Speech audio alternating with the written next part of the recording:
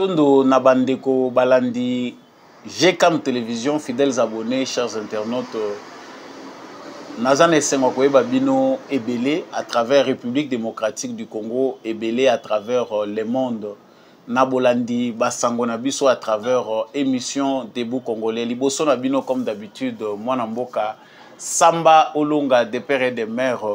Merci de nous faire confiance, merci pour votre fidélité, merci.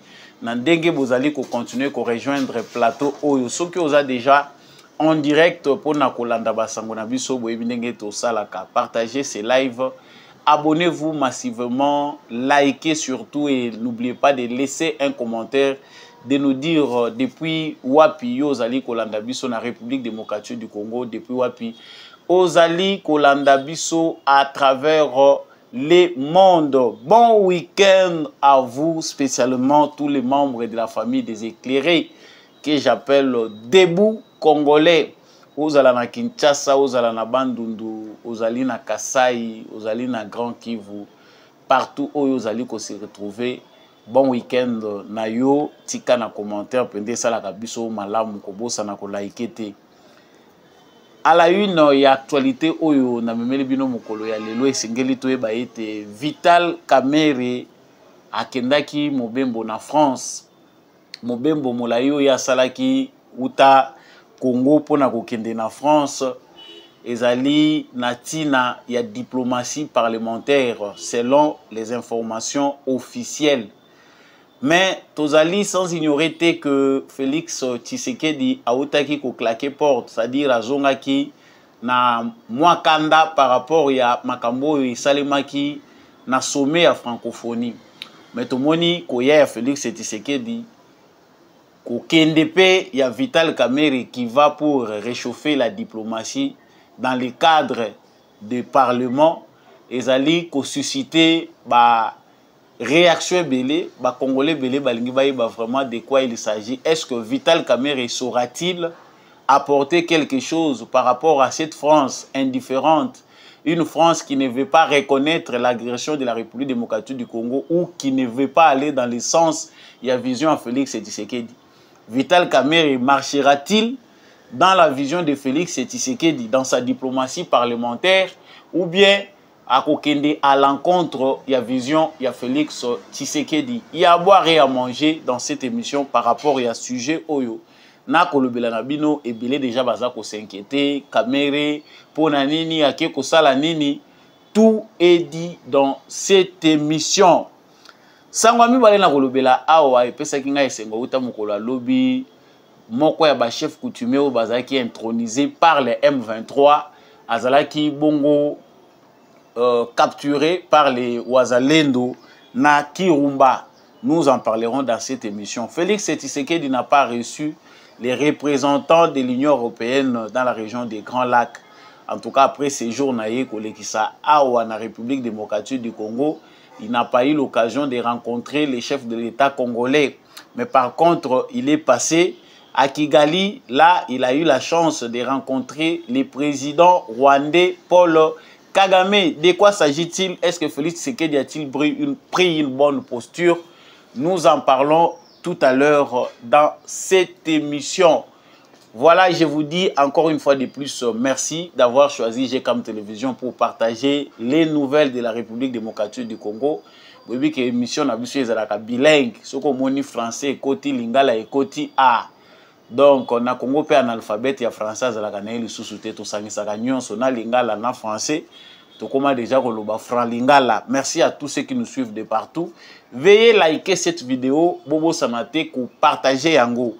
Mais na bosanité ko rappeler na ba commun des mortels que justice yanzambe ezalaka. Aussi longtemps que cette émission existera, je ne cesserai jamais de vous rappeler que la justice de Dieu existe. Ce qui yo ko sala ka mabe okanisi que biso misu na biso eza ko mona yote. Tope ko sala mabe na nko okanisi ke oza makasi koleka biso nyonso o contourna ka justice ya Congo, ya France, ya Amérique, yeba yango ke tôt ou tard tu finiras par payer les prix de tes actes. Alors ndeko na ngai multiplier ba acte ya malamu salaka kaka malamu po bolamu ezalaka na châtiment te. Nazongi awa na actualité ndenge na utaki ko annoncer yango na sommaire. Vital Kamerhe a commis na France akei koluka nini toyoki information oyo ba pesi biso kotalisa biso que Vital Kamerhe est allé en France comme président de l'Assemblée nationale de la République démocratique du Congo dans le cadre d'une diplomatie parlementaire. Donc, toyebi malamu que ba parlement, il y a organisation francophone, ba pays francophone, bazalaka na organisation na bango, ba parlement na niveau ya Union africaine, ba yoka na kapé, ba sololaka. Et dans le contexte de la République démocratique du Congo, toyoka ki pe Vital Kamerhe ko dénoncer que Combo ya République démocratique du Congo des fois ils allaient ignorer lorsque on parle des grands conflits dans le monde. A Sengaki na ba parlementaire ba se faire ba porte-voix na cadre de diplomatie pour parler de leur pays bisika nyonso bakozala. Mais là, il s'est déplacé pour aller en France. Biso nyonso toyebi que Félix Tshisekedi a outaki kozala na France. Les constats étaient amers. L'opinion congolaise était fâchée. Félix Tshisekedi yemoko abimaki na énervement. Azalaki énervé vu que Emmanuel Macron a osé quitter ko cité République démocratique du Congo parmi les pays oyo intégrité territoriale et souveraineté ezali menacée na bamboka mosusu. Mais il a préféré faire des détours. Ya kolobela Rwanda, kubwakela ba éloge na Kagame, soki aza kolobela Congo, to monaki ka lobela ika mutoyo, ya monaki pona ye important, c'est sa petite histoire à Bandal avec Fali Ipupa. Mais il a ignoré les restes parce que ça allait concerner était. Il a cherché à se rattraper pour na kotalisa que ba citation na yezala qui parcellaire, il n'avait pas cité tous les pays où il y a un conflit, mais cela n'a pas arrangé la situation. Le président congolais Félix Tshisekedi est retourné dans son pays en colère. Mais quelques jours après le retour de Félix Tshisekedi de ce sommet de la francophonie, on voit Vital Kamerhe a zupe valise na yepe a zongi na mboka oyo Félix Tshisekedi Aouti alobi akei kosala diplomatie parlementaire. Tozali na mituna ya komituna. Qu'est-ce que Vital Kamerhe peut faire de mieux que Tshisekedi aussi dans le cadre de sa diplomatie? Est-ce que Vital Kamerhe peut bouger les lignes là où Félix Tshisekedi n'a pas réussi à faire fléchir les Français par rapport à la situation qui nous oppose au Rwanda? Ezali mituna ebele ezali ya komituna biyano ndenge nazali kolobelawa ndebo kozwango. Tout d'abord, nous devons savoir la personne de Vital Kamerhe, quelle est sa position par rapport à la situation à l'est de la République démocratique du Congo. Il y a une année ou 2 ans passés, je ne sais plus, Vital Kamerhe est le seul politicien, je ne sais pas s'il est le seul, mais d'autres aussi avaient osé aller dans le même sens. Vital Kamerhe s'est opposé dans sa manière de donner des solutions à la vision qu'avait Félix Tshisekedi. Depuis que Félix Tshisekedi a continué un processus, il a kolinga ko mettre fin na ba mouvement rebelle, pe mouvement terroriste M23, il a refusé, le gouvernement congolais a refusé de dialoguer avec le mouvement terroriste M23 sous prétexte qu'il est manipulé par les Rwandais. Tshisekedi alobaki dialogue ataba mati ataba kiti coupé samela bangoti. Même na tribune ya Nations Unies, Félix Tshisekedi alobi M23 na kotikala kokutana na bangoti. Je peux rencontrer Kagame pour na yebisaye en face. Lokola déjà na yebi ke bango bazali bapion baza manipulé. Je préfère parler en face na patron na bango. C'est ce qu'il a fait dans toutes ses démarches diplomatiques pour la question des M23. Mais tout le monde a qui Vital Kamerhe Kobima, koya koyebisa biso que yé azana plan proposition à pesi pour guerre à l'est du Congo et si là a pesi biso triangle na triangle wana atalisi Congo na songe likolo na mupanzi Rwanda na mupanzi mususu Uganda na katikati atie lisu alobi wana nde M23. En tout cas pour les uns vraiment c'était une démonstration très dangereuse. Tango biso tozoko kende na dialogue avec le Rwanda et l'Ouganda na M23 na katikati parce que biso toyebi que l'iswana na triangle wana ezalaka mingi pa ba franc-maçon ou ba illuminé ou ba to illuminati ici je ne sais pas si j'ai bien prononcé ne ba kolo nango mais ya ilaki biso thématique na yewana théorie na yewana na contexte ya M23 Rwanda na Ouganda qu'il faut dialoguer.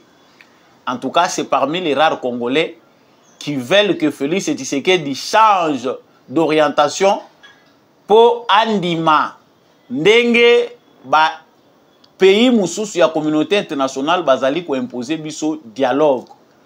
Par contre, Félix Tshisekedi est allé dans le même sens mais en ne voulant pas inclure le M23. Alors, le dialogue, processus, nous le ferons avec les Rwandais. Mais M23, associé Bangote. Il n'est plus question, il y a des militaires, des terroristes, des rebelles, des armée, des police nationale, des institutions Yamboka. Et Félix Tshisekedi a réussi même à travers l'Assemblée nationale, Parlement, il y a époque ba vota ki loi moko o ezali koboya que bato nyonso ba bandi nyonso baza ko wuta na ba mouvement rebelle ba mouvement terroriste ba koki lisusu te kozala inséré dans les institutions du pays. Il y a une loi au Parlement qui le dit. Mais Vital Kamerhe, c'était sa position, un dialogue avec les Rwandais, l'Ouganda et le M23. On sent qu'il y a opposition par rapport à la façon de voir les choses et par rapport à envisager les choses. C'est même Vital Kamerhe qui a fait marche avec Tshisekedi Félix comme allié, l'a encore soutenu lors des élections. C'est-à-dire Vital Kamerhe azali allié à Félix Tshisekedi. UNC n'a eu de peste, bazali ba allié. Mais il y a des points de vue divergents. Na emoneli makambo na bango. Nous savons aussi tous ce que Vital Kamerhe na prise de position na ye. Lelo azali premier, tokolo bazali azali kokamba azali moteur, il y a deuxième institution ya pays. Le Parlement. Aza élément clé.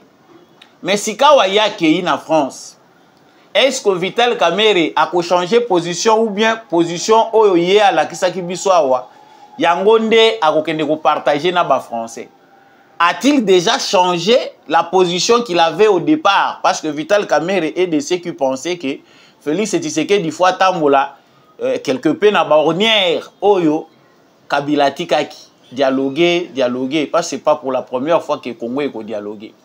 Ce que la Kamerhe a créé pas ba français a changé langage a lobby langage a Tshisekedi a lobby biso to dialogaga lisusu na ba M23 te.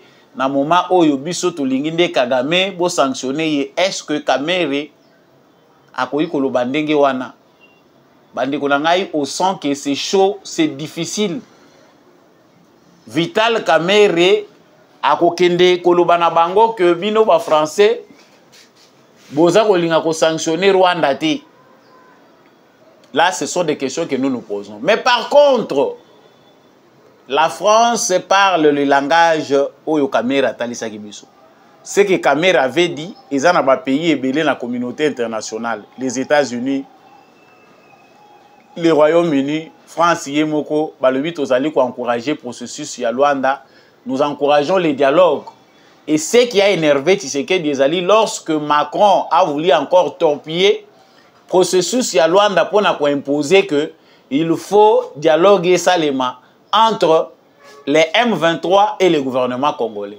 C'est-à-dire, nakati ya processus ya Luanda, Rwanda nanu asali eloko moko te ya malonge eza kotalisa qu'ils ont besoin de la paix.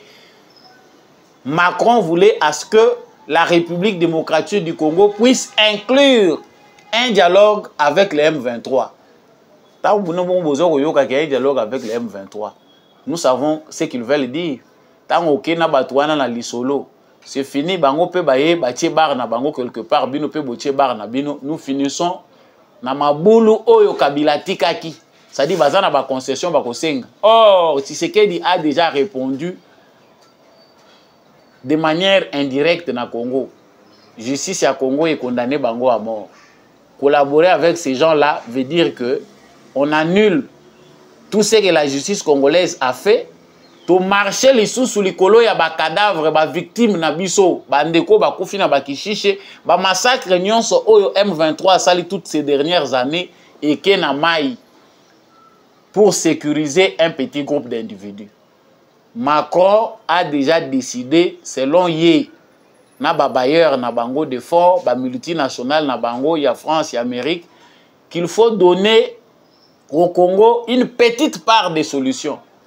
C'est-à-dire, oh, biso tozo kanisa keza solution. Parce que biso ba musu tosi to boyaki na biso ngo tolobi ke loko malonge ko bima konati. Donc balingi ba ça la semblant ya couper sa solution alors que dans les vrais la situation va demeurer. Et kotika la kaka ndenge wana eloko moko ekobongwama ekozalati. Mais ça monsieur Vital Kamerhe ye azalaka ne munoko supu supu eloba vient na ngai Valentin Mubage awa accueilli pas ba français. Yo convaincre les Français pour bazonga na ligne au biso tozali. Les Français nous ont montré que bazana considération ce qui moquette. Il y a la population civile oyo bazali ko souffrir, pe ba mort na biso.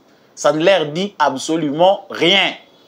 Est-ce que yonde ko convaincre bango à travers une diplomatie parlementaire pour que bakota na ligne na option oyo Congo azako luka? En tout cas, en politique, tout est possible. La politique est dynamique. Mais la personne de Kamerhe fait peur par rapport à la représentant Nabiso, représentant du peuple congolais, nakati ya parlement. Et à ça, la diplomatie wana au nom du peuple congolais. Si vous avez une place à Kamerhe, je pense que le langage du peuple congolais aujourd'hui n'est pas un secret des polichinelles. Même la caméra est vendue à nos lobbies, c'est que les Congolais pensent des relations avec la France. C'est que les Congolais pensent du soutien que peut apporter la France au Congo par rapport à la situation que nous traversons. C'est que les Congolais pensent de l'Europe aujourd'hui. Il faut leur dire la vérité. Et ça, profiter voyage parce que voyage ça a coûté combien? Mais même le voyage de Kamerhe coûte. Dans le fonctionnement de l'institution, par voyage pour un président de l'Assemblée nationale qui est un nombre de Nicolas Sali. Et Zambongo est côté de maman Moussous Baté, côté de Mapa Basali, peut faire et Malonga. Et ne peuvent pas voir ces calculs-là de cette façon-là. Donc, Vital Kamerhe, agenda politique en France, et Zali Kochabiso na doute. Nous, Congolais, devons les surveiller de près. Et ndenge kanga na sina yebisaki bino que Félix Tshisekedi ye moko ndekolo Kamerhe na ye lokola lobaki ke ye Kamerhe azali candidat ya président de la République, il a toujours été le candidat du président de la République. Aza derrière vision ya président de la République. En tout cas, lui qui a dit que loyauté ezali renouvelée, tolingi to mona loyauté ezala renouvelée, sinon c'est un Vital Kamerhe qui sera au service de la manipulation française. Bas Français, bas Européens, bas lingu une bonne organisation au Congo. Si les Congolais réussissent d'avoir une bonne loi, des institutions qui fonctionnent bien, bah yebi que bah kozala lisusu na madusu ya kokote la te. Eux doivent travailler aussi à leur manière pour na ko manœuvrer tout autour. Dialogue wana, il faut et continuer ndenge wana. Bino bozo kanisa que bozo tourner tout autour. Bango pe bayebi ke bato yo na voie oyo bakoti eza ne moko gordien. Moyen bakata ngo ezate et kozala problème. Donc biso tozala kaka censé kotindika bango. Kamerhe c'est le genre de politiciens oyo bazala manipuler de l'extérieur. Bato belé balinga baye ba magie nini salaka ke Kamerhe a se retrouver à lelo libre. Ah, beaucoup de réalités sont là. lobby naye, fabrication azali, vous verrez que les Européens, les Américains aiment des politiciens comme Kamere. Baza na capacité à s'adapter facilement pe ko loba langage na bango. Mais Batuloko la Tshisekedi a chatal ici que même s'il était imprévisible et il s'était caché longtemps, Bashi va découvrir que Félix Tshisekedi c'est quelqu'un de ferme. Quand il veut quelque chose, même si ça la semblant qui a te likambo ya lingi, il va finir par aller dans cette voie-là. Donc azana ba méthode moko imprévisible, on l'a déjà découvert. Est-ce que nous pouvons aujourd'hui compter sur Vital Kamerhe qui est parti en France dans le cadre d'une diplomatie parlementaire? En tout cas, moi je pense qu'il mieux vaut être prudent. Vital Kamerhe doit être surveillé de près. Yemoko pasa yebike avandi likolo ya kiti oyo balobaka na lopoto chaise éjectable. Nalobaka ngo mingi na émission nanga lorsqu'il s'agit de parler de lui que omoni kiti oyo ezali éjectable. Ezali kito batie yo ezana ba ressort na se na fusée. Donc na moindre pépin oko sauter.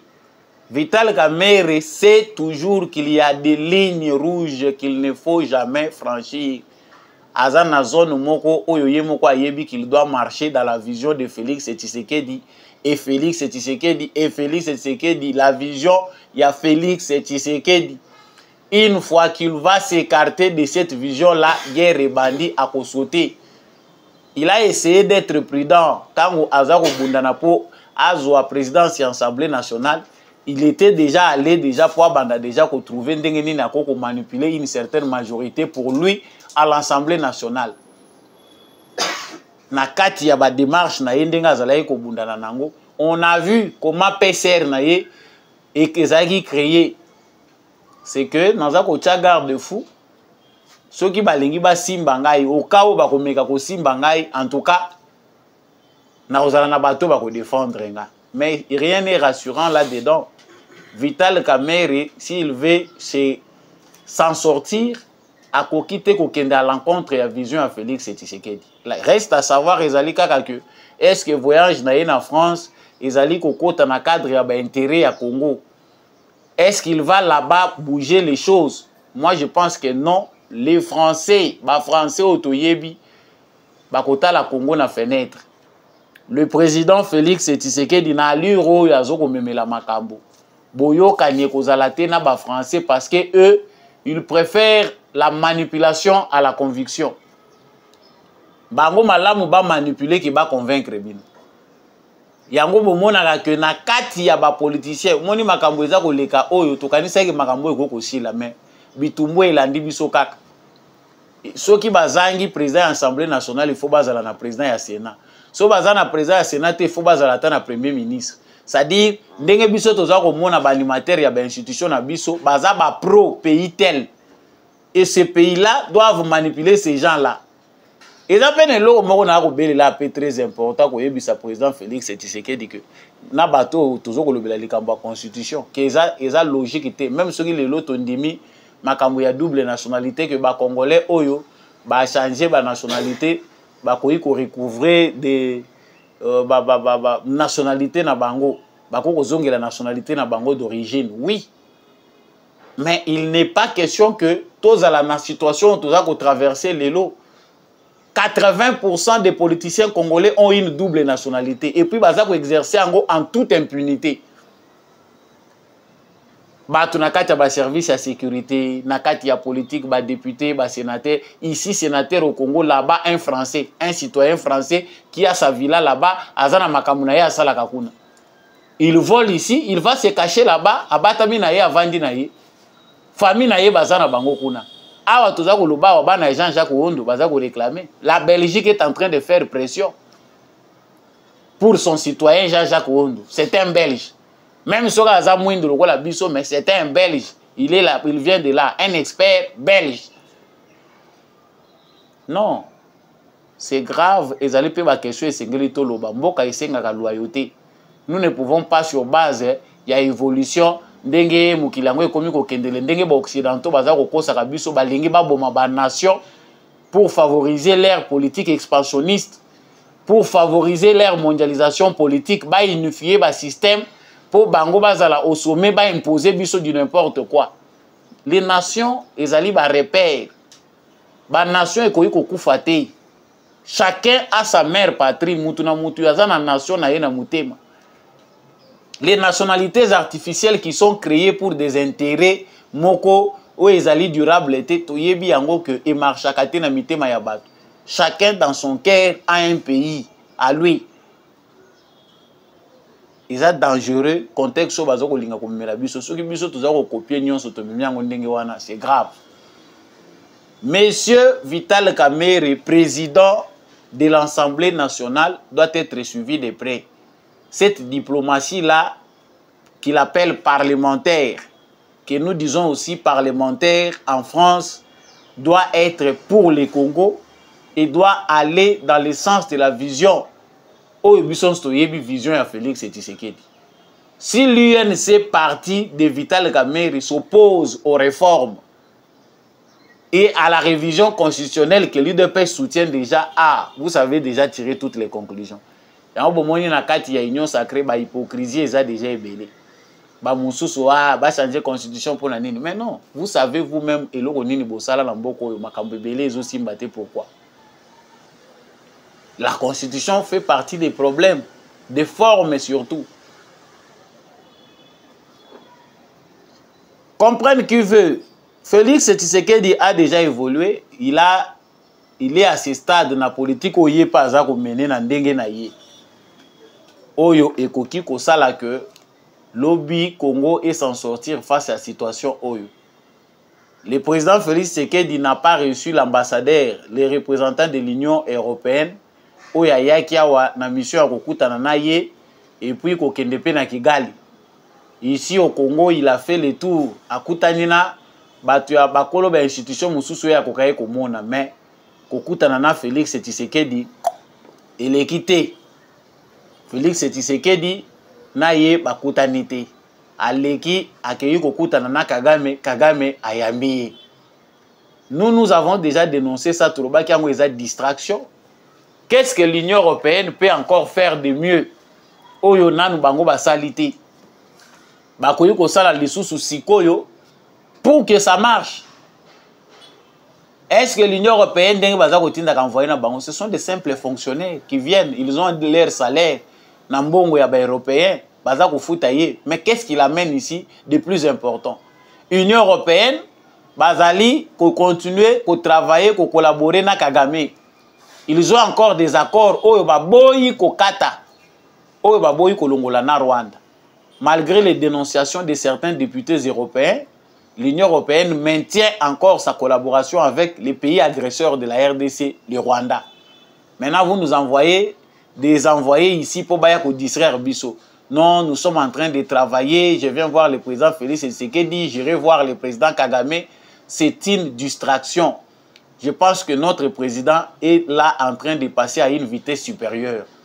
Tout de suite, le baki en que na moment moko ezaka malamu komisa la zoba batwana bisika nyonso ba bombami babima poleli. Aujourd'hui, nous comprenons que Félix Tshisekedi c'est aussi un stratège. Na liro toza ko kende bango bazokanisa ke eza facile. Non. À moins ndenge bakanaki ko boma ye mais bakoboma Félix Tshisekedi te il n'est pas Lumumba. Mais à bandit déjà comme ma biso na voix moko ya indépendance, qu'il pleuve ou qu'il neige, soit ils nous rétablissent dans notre droit. Bako comprendre que tous un argument mon côté pour na koboya pour rendre justice na ba Congolais, soit ça se fera à notre manière pe bazali loko bakoloba na biso te.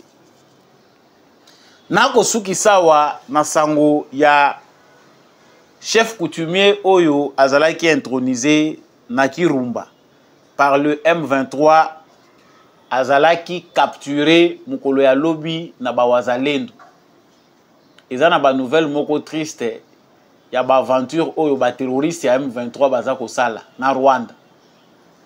Ça dit c'est de prendre des Rwandais aller les implanter bisika oyo banda kwa ba Congolais ba localité ya ba Congolais bazali ko tchana ba chef coutumier kuna.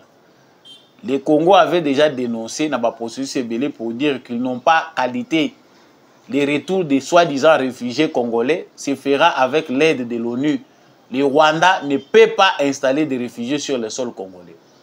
Mais bravo na bandeko na biso ba wazalendo. Ba kei, ba sali plan na bango, ba capturer chef coutumier wana na Kirumba. Ba enlever ye ba kenaye. Cher wazalendo, nous pensons qu'il faille mieux de l'envoyer, qu'il a fallu de l'envoyer en enfer. Bato andenge wana tango bozuye, il faut qu'il y ait des gens bala moko li felu. Akinde ko sila na ye moko kuna na tatanzana. Mais les garder, ko garder bato wana eza yango te, mais on ne peut pas se rendre justice. Félicitations quand même na bawazalendo na biso. C'est un signal fort au esengeli to lancé na ba chef coutumier na biso. Bato nyonso yo bakoki kolanda na moment oyo. Ce qui se passe, les chefs coutumiers doivent se réveiller. Le président avait appelé les chefs coutumiers pour interpeller conscience na bango kolakisa bango qu'il faut baza la prudent. Ce qui boza makasi bote ka mabele te binonde bakolo mabele. C'est en ce moment pareil qu'on devait voir des démonstrations. Ba chef coutumier oya biso ba ebika côté que la mabulu ba libanais ko ça la copie à côté kaka ba mapango na ba concession esili. Vous ne savez plus protéger les pays.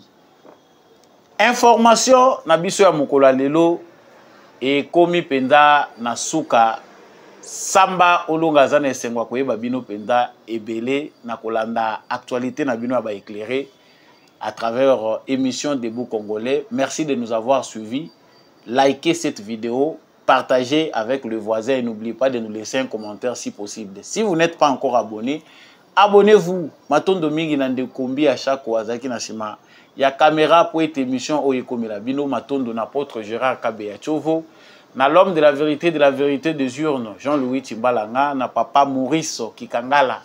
Matondo na papa Michel Lumakaso, papa Freddy Ngwama, papa Boniface Mpunga, merci na papa Paulin Tika.